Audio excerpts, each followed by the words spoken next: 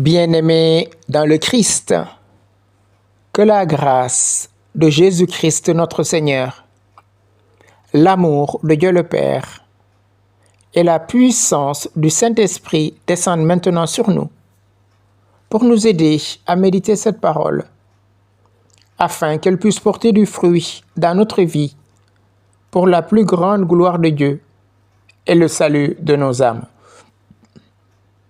En ce deuxième dimanche du temps de Carême, j'aimerais méditer avec vous l'évangile de Jésus-Christ selon saint Matthieu, au chapitre 17, du verset 1 au verset 9. En ce temps-là, Jésus prit avec lui Pierre, Jacques et Jean son frère, et il les amena à l'écart sur une haute montagne. Il fut transfiguré devant eux. Son visage devint brillant comme le soleil, et ses vêtements blancs comme la lumière. Voici que leur apparurent Moïse et Élie, qui s'entretenaient avec lui.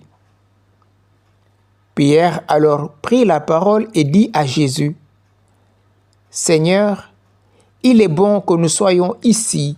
Si tu le veux, je vais dresser ici 3 tentes, une pour toi, une pour Moïse et une pour Élie. » Il parlait encore lorsqu'une nuée lumineuse les couvrit de son ombre. Et voici que de la nuée, une voix disait: « Celui-ci est mon Fils bien-aimé, en qui je trouve ma joie, écoutez-le. »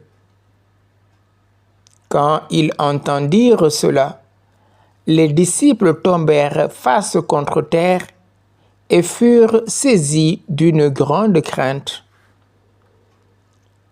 Jésus s'approcha, les toucha et leur dit: « Relevez-vous et soyez sans crainte. » Levant les yeux, ils ne virent plus personne, sinon lui, Jésus seul.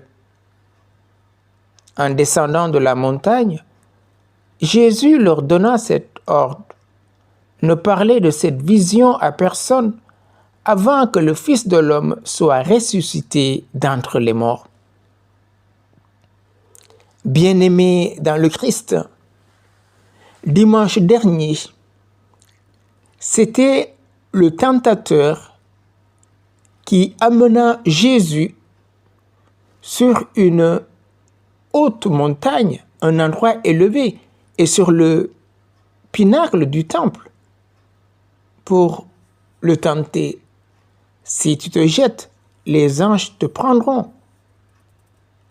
Regarde, tous ces biens m'appartiennent, tous ces royaumes. Si tu m'adores, je te donne tout. » Et aujourd'hui, c'est Jésus qui prend Pierre, Jacques et Jean son frère et qui les amena à l'écart sur une haute montagne. Il fut transfiguré devant eux. Sur cette montagne, lieu de la rencontre avec Dieu, quelque chose d'inouï se passe aux yeux de Pierre, Jacques et Jean. Jésus, son visage devint brillant comme le soleil et ses vêtements blancs comme la lumière. C'est extraordinaire. Comment les apôtres ont pu vivre ce moment inouï dans l'histoire de leur existence. Son visage brillant comme le soleil. Et Pierre prit la parole et dit à Jésus: « Seigneur, il est bon que nous soyons ici. Si tu le veux, je vais dresser ici 3 tentes. » Parce que non seulement Jésus, son visage est transfiguré, mais voilà qu'apparaît Moïse et Élie, les 2 colonnes de l'Ancien Testament. Moïse qui va passer 2 fois 40 jours, 40 nuits sur la montagne, en présence de Dieu. Et quand il descendait de la montagne, il était tellement rayonnant, son visage, qu'il mettait un voile. Élie, bien sûr, va passer aussi 40 jours, 40 nuits. Et celui qui part dans un char de feu. Voilà les 2 colonnes de l'Ancien Testament qui sont là en présence de Christ et ils s'entretiennent avec lui, bien sûr, de sa passion douloureuse et glorieuse qu'il va vivre à Jérusalem. Pierre veut immortaliser ce moment. Il a peur, il est effrayé. Il veut dresser 3 tentes. Nous connaissons dans l'histoire d'Israël ce que ça représente, les tentes. Dieu habitait sous la tente avec son peuple. Oui, Seigneur, il est bon que nous soyons ici. Est-ce que nous sommes comme Pierre? Avons-nous envie, ce désir profond de rester avec le Seigneur, quoi qu'il en soit? Il parlait ainsi lorsqu'une nuée lumineuse les couvrit de son ombre, nous rappelant toujours l'épisode au désert où la nuée accompagnait le peuple d'Israël la journée et la colonne de feu la nuit. Et qu'est-ce qui se passe dans cette nuée? Une voix se fait entendre. Celui-ci est mon fils bien-aimé, en qui je trouve ma joie. Écoutez-le. Cette voix se fait entendre lors du baptême. Celui-ci est mon fils en qui j'ai mis tout mon amour. Et lors de cette transfiguration, il y a quelque chose de supplémentaire. Écoutez-le. Le Père atteste que Jésus que vous voyez là, transfiguré devant vous, c'est mon fils. Et je vous demande de l'écouter. Shemaïl Israël. Toute relation commence par l'écoute. Si je n'écoute pas l'autre, je ne pourrai pas l'accueillir. Je ne suis pas en relation, en vérité, avec cette personne. Et qu'est-ce que Jésus leur dit quand ils descendirent? Jésus leur dit de ne rien dire à personne. De ne rien dire à personne. Ne parlez pas de cette vision à personne avant que le Fils de l'homme soit ressuscité d'entre les morts. Et Pierre lui-même va relater cette vision du Fils de l'homme transfiguré devant eux. Pierre, dans son épître, rappelle que ce que nous vous écrivons, ce n'est pas des fables, mais Jésus-Christ, Fils de Dieu, transfiguré devant nous. Et c'est ce même Pierre qui sera là pendant la Passion avec Jacques et Jean à Gethsémani. Oui, frères et sœurs, la transfiguration de Jésus révèle sa gloire. Il est vrai Dieu. Et cette humanité qu'il a reçue de nous n'a pas empêché sa divinité. Et sa divinité n'a pas supprimé son humanité. Et là, Jésus laisse apparaître sa gloire, laisse apparaître qui il est.